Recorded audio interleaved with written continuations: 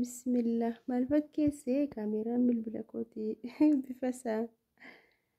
Yaa Allah. Assalaamu alaikum warahmatullaahi wabarakaatuh. Kabajamtoota hordoftoota Saalihaa Tube jirra jirtuu nagaa keessanii fayyummaa alhamdulillah. Nagaa fayyaa kootii isinillee bakka jirtanitti rabbiin nagaa fayyaa isin haa taasisu. Akkuma argitan ol gaalibsiisanitti agarsiisuun nufee gatii isaa fi meetira isaatii waliin kan isinitti mutaa. Hanga xumura viidiyoo kanaatti na waliin tura. Akkasuma laayikii godhame seensumarraa laayik godhaan isiniin jedha inshaallah. Namoonni laayikii naa gootanillee barakallahu fiikum. Ulfaadhaa galatoomaa. Bifti isaa garuu yaa Allah wallaahi baay'ee tokko jijjiirame jechuudha. Jechuun akkasa yeroo kaameraa malee yeroo qaamaan bira jiran hin taasisne jechuudha. Kaameraan silkiin koo badaa miti.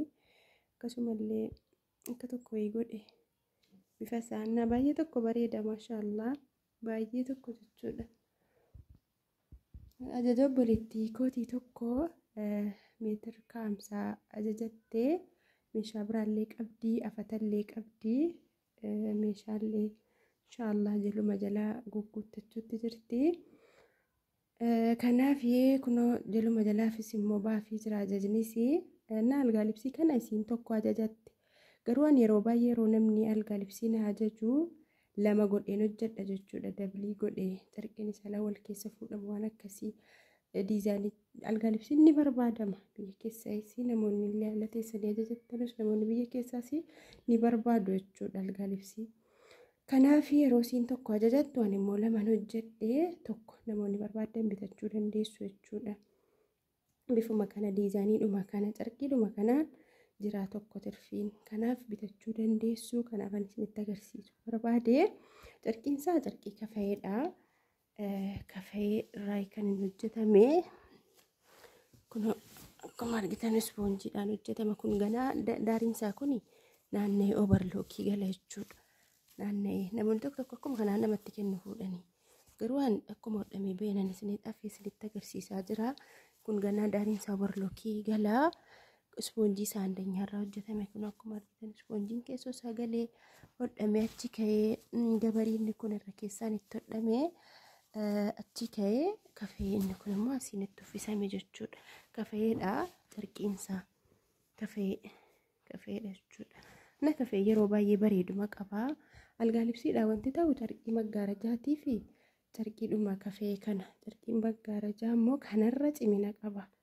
Carqiin maggaarajaa yoo isa gabariidhaan qofa gabarii makamee yoo hojjetamne jechuudha. Gabariin isaa yoo asii waraajii qofa ta'ee inni furdaan isaa immoo isa kanarra keessoo kana ta'ee hojjetame badaa bareedaa cimina qaba. Bareedumallee baay'ee tokko qaba jechuudha. Akkasii namoonni tokko garuu gabariidhuma isaatti makanii hojjetu. Gabariin isaa immoo amma kana miti haphiidha humna hin qabu. Akkasii gaa carqiin algaa libsiif wanti ta'u carqiidhuma maggaarajaatiif carqii kafee kana. Carqiin bilicii haaraa bahee sunis illee ni ta'a. Garuu yeroo keessa inni biliciin sun ni luqqa'a.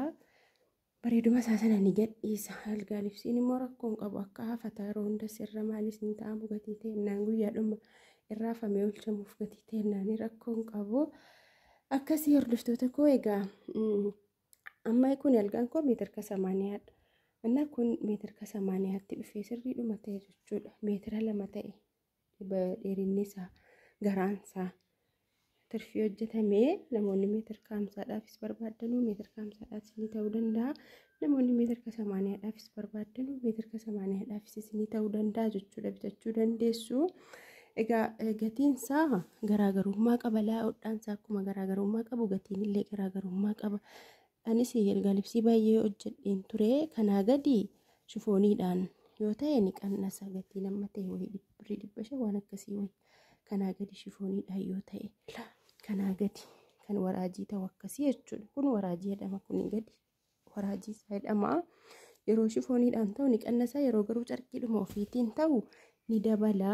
Obboleettiin keenya kun yeroo isiin diizaanii utuu natti hin ergin algaa libsii meeqa itti na gaafattee turte 4,500 jedheeni shifooniidhaan hojjetamu sanaan jechuudha.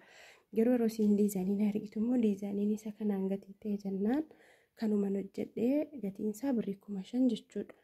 okkee meetira kaamsaan sunis ka 80 sunis 5,000 ta'uu hammaaf maaliifi wal keessa hojjetame gatii ta'e jennaan. Garuu yeroo biraatiif ka 80 kaamsaan ka hayaan gatiin isaa tokko miti hanga ta'e garaagarummaa qaba akkuma saantii amma ta'e ofirraa qaqqabuun. Kanaaf kun akkuma argitan beebii tiraasii 2 qaba. Beebii tiraasiin okkee tiraasiidhuma isaatii hojii rakkoon qabu. Tiraasiin garuu carqii isaa duwwaadha. Carqii tiraasii 2 fi beebii tiraasii 2 kana wajjiniin algaa libsiin kun birrii 5,000 yoo barbaaddan jechuudha. Namoonni sicha ajajachuufis jirtan bifa barbaadaniin akka ajajachuu dandeessu. Inshaallah isiniif hojjetama. Intanii wayyu komfortii wayyuu isa kana wayyu jechuudha. Miicuudhaafis maaliifis hundaafiyyuu nama rakkisu. Komfortiin inni andeenyaan baay'ee guddiidha. Inni jiddu galeessis akkasuma inni gadaanaan immoo hin fayyadu. Kana hundarrayyuu kana wayya namoonni immoo dandeessan achiin komfortii fidadhaa kottaa isiniin jedhan biraa guddiidha akkasaachiin ta'u. Akkasii inshaallah hordoftoota akka hanga viidiyoo biraatiin walitti deebinutti nagaa rabbii keessanaaf tura. Akkasuma namoonni illee arafaadhaa maatiidhaa afataa wantoota garaagaraa barbaadan dursaa ajajadhaa. Yeroo jala gahee namatti muddaa. Agagulii naman tajaajila harkaa fuudhee sana sagulii gochuun barbaadu ofiifis illee cinqamee akka hin taane ta'uu hin barbaadu gatii ta'e jennaan dursaatii ajajadhaa. Akkasuma dhiifama wajjiniin namoonni tokko jechuudha. Ajaja meeshaa ajajachuuf ji'a 1 ji'a 2 sanaa ol nama haasofsiisaa ooltu jechuudha. Kanaaf yeroodhuma qophooftanii kaatanitti na dubbisaatii achumaan qabdii ergadhaatii meeshaa keessan ajajadhaan isiniin jedhaan inshaallah. Akkasii nagaa rabbii keessanaaf tura. Waan hunda gurguree jiraate afuutu naa jedha. Assalaamu alaikum warahmatullahi wabarakaatuh.